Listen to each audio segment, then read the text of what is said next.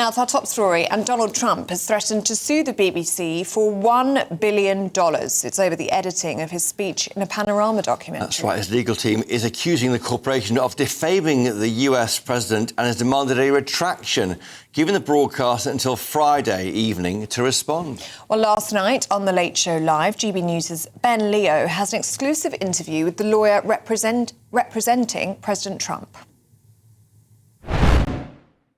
The president is extremely frustrated, yet adamant in his belief that he is going to hold accountable those that engage in and peddle in false information and untruthful statements.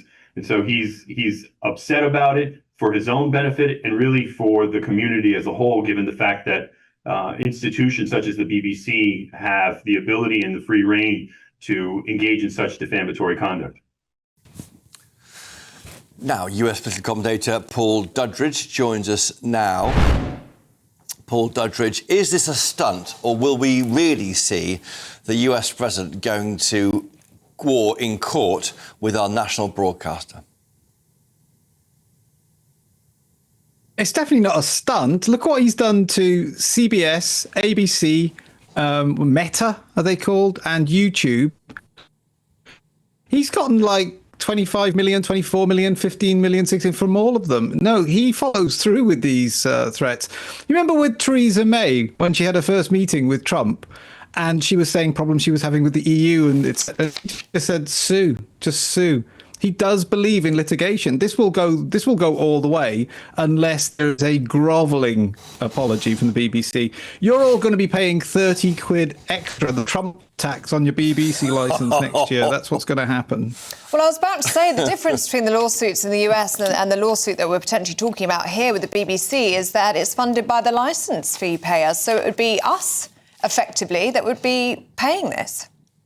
Using the internet without a VPN, a virtual private network, is a bit like taking to the road without car insurance. All it takes is one unlucky moment to cost you a lot of cash.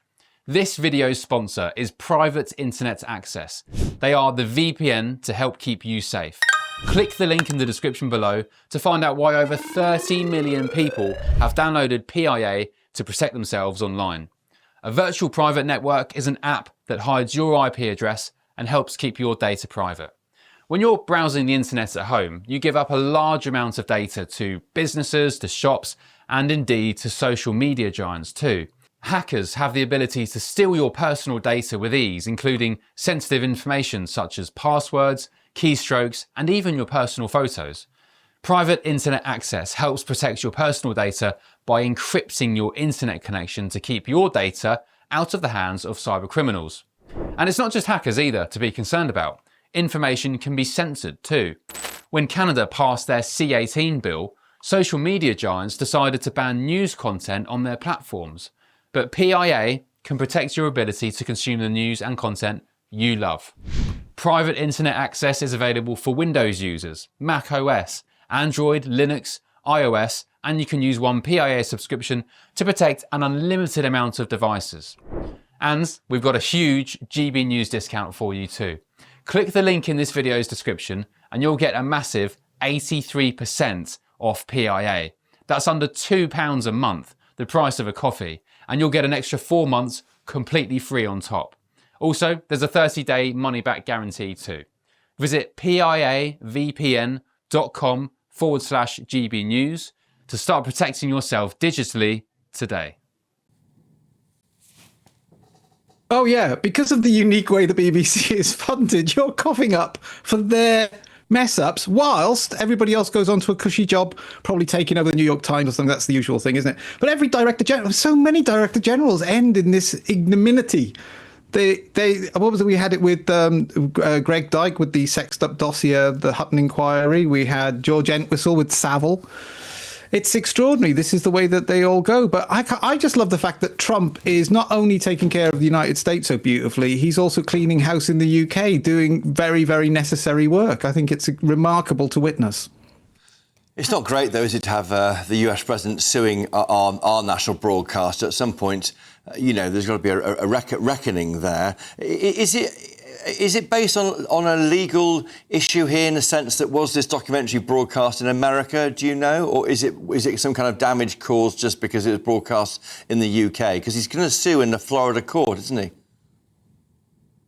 Yeah, listen, I think I'm not 100% on this, but because of BBC America and so much material actually gets shared here, then I think that you will find that it probably made its way over here or was available and accessible on the net. You know, I do remember, this is very, very, very niche, but the Johnny Depp Amber Heard trial, that happened in Virginia because that was where the server where these documents were held was. So it could very well be that there is a BBC America server, something like that. But also, look, if the BBC escalates this, because of the date that this went out, this can actually be labelled as interfering in a foreign election as well as just defamatory. So it would be very wise, I think, for the BBC to be very contrite and very humble and to beg forgiveness, because this can really have huge repercussions. He is not given to backing down from lawsuits, Trump, especially when you have something as egregious as this. Look, the minute I was midweek being, all cocky, going like, I don't think Tim Davies is going to resign. Simply because I thought that if he does resign, that is the beginning of a lawsuit. It's like, well, if there is no problem, why would the Director General resign? So the very fact that this has now happened means that any court would look at it and go, well, it probably is, there's reasonable cause for a lawsuit. So how do you think the BBC is going to respond if you can predict that, Paul? They've got until 5 p.m. on Friday. So do you think there will be a personal apology to President Trump? We saw that statement, didn't we, yesterday from the chairman of the BBC, a general apology for the doctoring of that clip by President Trump in the documentary. We can see it on our screens now, but not a personal apology. So do you think they'll go that one step further and then potentially retract the documentary in its entirety? They're definitely going to retract the documentary. I think that they'll probably, again, there's so much hubris still at the BBC. I think what will happen is a grovelling apology, because the personnel that actually, with whom the buck has stopped, have left the organisation. I think there now can be a huge act of contrition. I'm surprised that Keir Starmer's coming out backing the BBC. I thought this was a good opportunity for him to start the grovelling. It was interesting what Nigel Farage said, actually, in his conversation with Trump. Trump had said, like, this is how you treat an ally. And that's not a personality. That is another nation. So I do think that it could be Lisa Nandy, it could be Keir Starmer eventually having to bend the knee rather and be contrite. But yes, I think that they're going to have to be grovelling. I think the whole thing will probably go away with nominal funds, probably in the 20-30 million region paid into a charity. This is the usual strategy of Trump. But this is very real. And as I've said, about the particular case that Trump has flagged up, or his administration has flagged up, I believe, is interfering in a foreign election. OK, well, thanks, James Duddridge, for that analysis there of this extraordinary legal battle in prospect. Well, the chairman of the BBC, Shamir Shah, said this yesterday. Since the publication of Mr Prescott's memo, this issue has led to over 500 complaints. These are now being dealt with in the normal way. It has also prompted further reflection by the BBC. The conclusion of that deliberation is that we accept that the way the speech was edited did give the impression of a direct call for violent action. The BBC would like to apologise for that error of judgment.